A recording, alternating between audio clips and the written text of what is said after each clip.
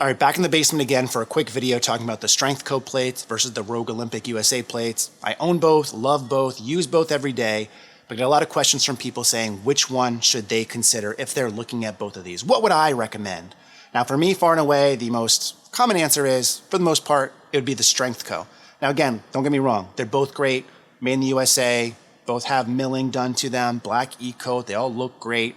But one of the reasons I suggest the Strength Co the most is just because the handling on these is so much easier than the Rogue plate. You see this nice kind of deepish dish design, get your fingers in there. So no matter if this is on a weight tree, your rack, a barbell, very easy to get on and off.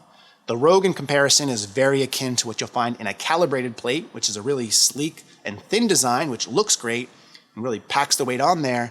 The problem is handling of these is not very good, especially if they're on a weight tree or a rack.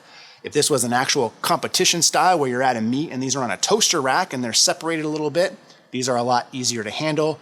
But for everyday use in a home gym, I find I would much rather handle the Strength Co than the Rogue plates. And that's really what comes down to the most biggest suggestion for me is just the usability and accessibility.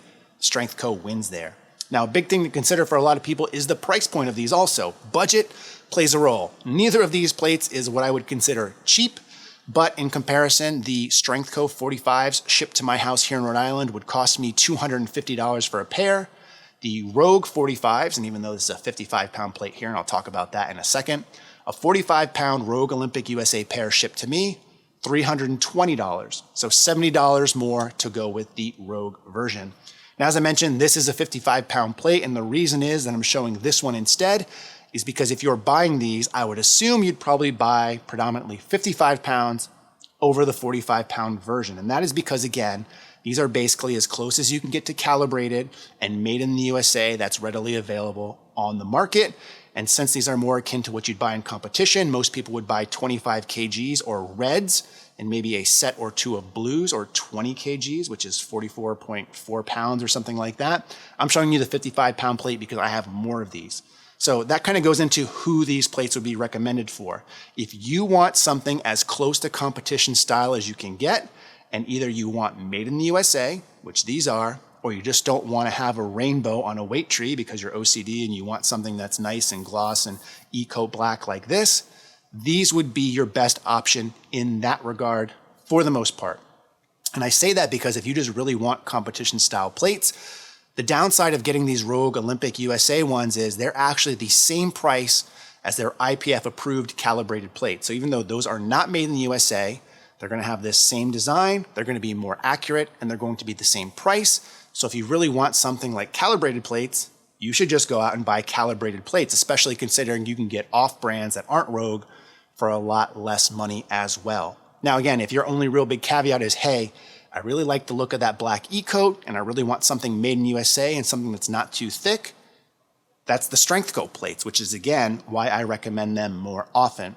Now sometimes people will say, well, what about the Rogue Deep Dish? And while I agree those do look fairly nice for the most part, my issues with them is twofold. Number one, they are too wide for my liking. They're about 2 inches per 45, which means if you're loading up 585 pounds, which is a weight that I traditionally hit or work up to a lot for squatting and deadlifting, that's 5 plates per side, that's going to take up roughly 10 inches of the Rogue Deep Dish, where it's going to take up like 6 inches or so of the actual Strength Co plates. So I could actually fit probably 8 Strength Co plates per side, where I could only fit 5 on the Rogue side. Now again, you could still probably fit more than enough than you'd ever lift with the Rogue Deep Dish, but the problem is not necessarily fitting the plates on the bar, it's also taking up that space, which is going to cause more oscillation and whip in the bar under heavy load, which is one of the reasons that I would stay away from it.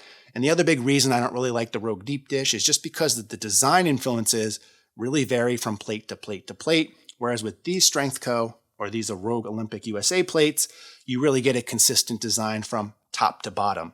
Now, speaking of top to bottom, the Strength Co come in anywhere from 1.25 pounds to 2.5 to 5s to 10s to 25s to 35s to 45s to hundreds. So there's no 55-pound plates available here. Again, these are more of your standard weight plates that we're used to over here in America with the denominations. These ones being more akin to calibrated plates have like half-pound plates, which are known as chips. So if you're going for like a record or whatever in a powerlifting competition, you would typically chip the weight. all the way up to the 55-pound plates. So there's no 110-pound plates or 50 kg plate equivalent like you might find in some cases. But one of the downsides to these particular plates are the change plates under 5 pounds, to my knowledge, have never actually been available to purchase. So since they've released, I've been signed up for email alerts for those things, like the 2-pounders or 1-pounders and those chip plates. Never have seen them released into the wild, which is weird because I know they've made them at some point because there's product pictures of them up there. Just I've never actually seen them for sale, and I know I'm not alone in that regard. So end of the day, if you're trying to decide between these plates, for the most part, for most people, the Strength Co makes the most sense for the handling ability of them and the price point. The Rogue Olympic USA plate's still really nice, but these are more if you really want something that's as close to calibrated as you can get and still be made in USA, or if you just want the most compact plates you can get that are black E-coated made in the USA, these are going to be your best option. I will say that Katie Henniger, one of the co-owners of Rogue, has teased that they're coming out with made in USA calibrated plates, which are basically this same design, except they drop the E-coat, they calibrate them, and they paint them accordingly. So this plate would be red. I'll try to flash a picture of the thing that she shared on Instagram out there. In that case, when those do come, I do think they're going to be much more expensive than these already. And again, these are already as expensive as Rogue's calibrated plates and more expensive than similarly designed calibrated plates that you can get from other providers, which I have lots of videos on. Hopefully that answers your questions. If you have more, I didn't address something that you really want to know, leave me a comment in the comment section below and I'll make sure to answer that for you. In the meantime, as always, thanks for watching and stay big.